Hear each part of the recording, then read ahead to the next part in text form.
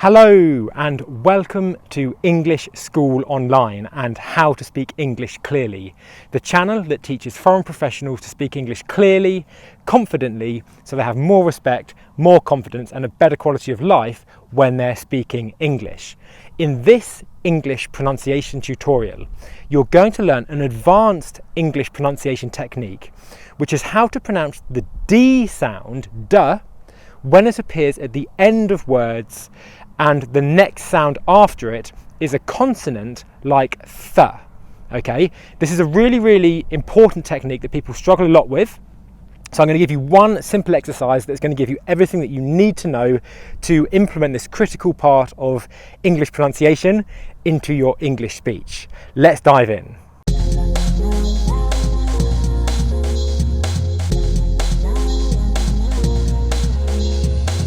Hello and welcome back to How to Speak English Clearly. As you can see, we are in a beautiful place. We're in one of the most remote places in the world today, and this here behind me is Ayers Rock. We are in the outback of Australia. It's an absolutely beautiful place. I've only just arrived here, but I came here, I saw the view and I really wanted to share it with all of you here on the channel. So that's why I was meant to be taking a break from work. I've been working really hard recently. I was going to take a break, but I saw the view and I really wanted to share it with you. So that is the background for this week's pronunciation tutorial. So let's dive in to the tutorial.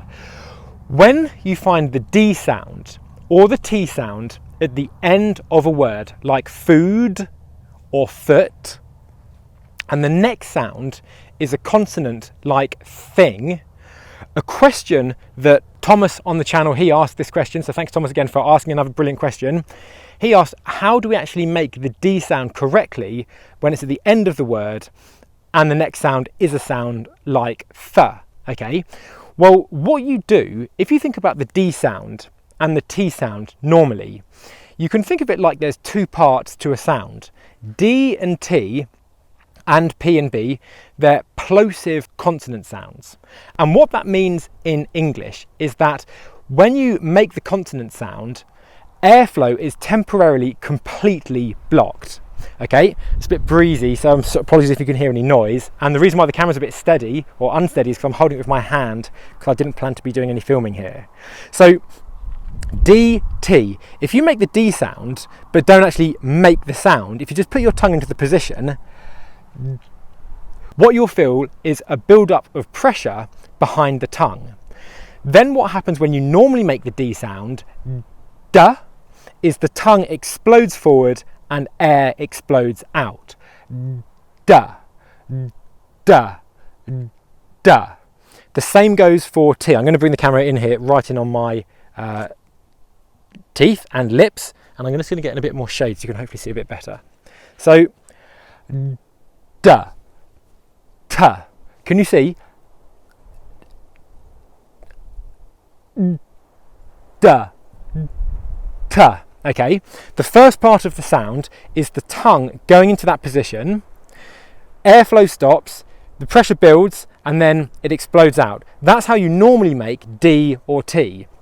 Okay, but when you have a word like food, and then the next word begins in a consonant sound like th, okay, you don't go food thing in connected linking speech, okay, and if you do, your speech is going to sound broken. It's going to sound very unrhythmic and it's not going to flow nicely, which is how we want our English speech to flow. So, of course, there's a solution to this, and I'm going to give it to you right now. What you want to do is you want to make the last sound of the word, which is D, but you only make half the sound. So what do I mean by that? Well, we start by putting our tongue into the first part of the D position. So we put our tongue into position, which is the tip of our tongue touching the ridge behind our teeth.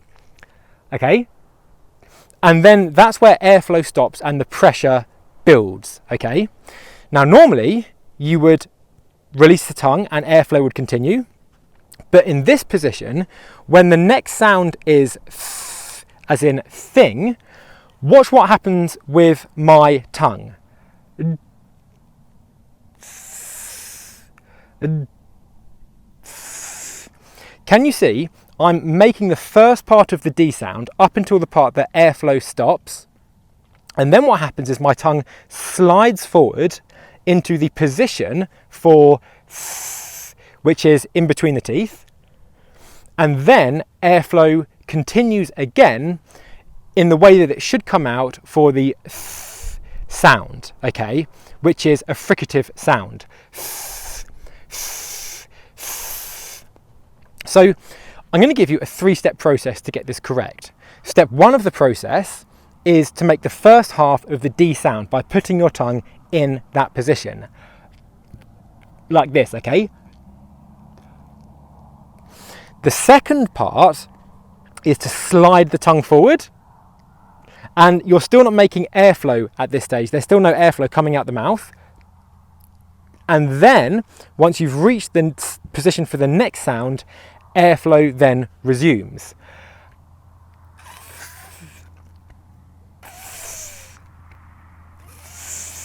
Like that, okay? The prerequisites to do this technique are: 1, you need to be able to make the D sound correctly, and you also need to be able to make the sound correctly. Now, the sound and the sound are 2 of the hardest sounds to actually make in English, and I've created tutorials on both of these videos up here now and now. So if you aren't comfortable making both of these sounds, then watch these 2 tutorials before you actually try this technique, because if you can't make the sound, then there's no point in even learning this technique.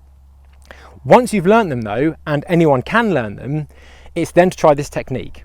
So what I'm going to do is I'm going to bring the camera right up to my face, and I'm going to count you through the steps as I make it. And I'm going to make airflow beforehand so you can hear what's happening. Ooh. Ooh. Ooh. Okay. What I'll do now, so you can hear that in context, is I'm going to make both the words completely, but I'm going to still do the technique really slowly. So we're going to say 2 words: food, thing.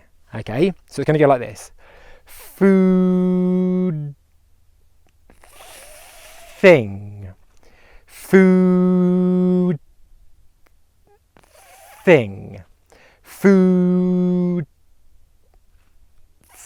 thing. Okay, again, I'm going to count you in: food, thing, food, thing.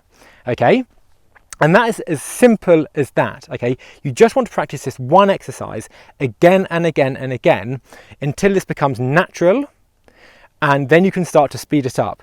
It is going to feel quite unnatural to begin with, because if you can make the D sound, you're probably used to making it duh as a plosive sound. So just practice stopping it halfway through. Food, food, food. That's what it sounds like if you don't make the whole sound. Food. And then you push your tongue through. Food, thing. It really is as simple as that, okay? So here's the homework. 1, practice this again and again and again. And then I want you to actually put this into some words. So look for some word combinations that you would like to use this technique in, comment them below, and then I'm going to have a look through them and see if I think they're the right kind of words that you should be using for this technique, okay? You can also do exactly the same, this technique, for the T sound. So let's say I'm saying foot thing, okay, instead of food thing. The same thing applies. I'll count you through it. Foot thing, foot thing, foot thing. A bit quicker. Foot thing, foot thing, foot thing, foot thing. Okay, simple as that. Now you might think, well, these 2 words are a funny pair of words to be putting together, but the point is this rule is a really important rule to learn for advanced English pronunciation. Once you can make the sounds, once you've got to grips with linking speech, then this is a really, really important rule to get down to then ensure that you're speaking English in a really nice, smooth, flowing manner, which is exactly what we want. Okay, so that's it for today. Practice that. Let me know in the comments below how you found this tutorial. How are you finding the sound at the moment? Are you having difficulty with that sound or the D sound? And also, I'm trying to gather information at the moment from where all of everyone who's watching these tutorials is from. So again, also, if you haven't done so already, comment with your nationality and your native language below, and that's going to enable me to make more content that's specifically relevant to your native language. Okay, I'm going to go now and watch the sunset. I'll just show you a bit around in the background here. It's absolutely incredible. I've never been anywhere like this that's just so remote, but it's just glorious. It's been 43 degrees today, and there is Ayers Rock in the background, where it took me 2.5 hours on a plane from Melbourne to get here.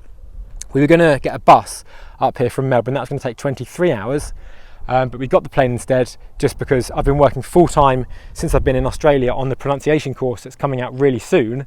So I wanted to just get up here in the time I've got available and make the most of it. And there it is.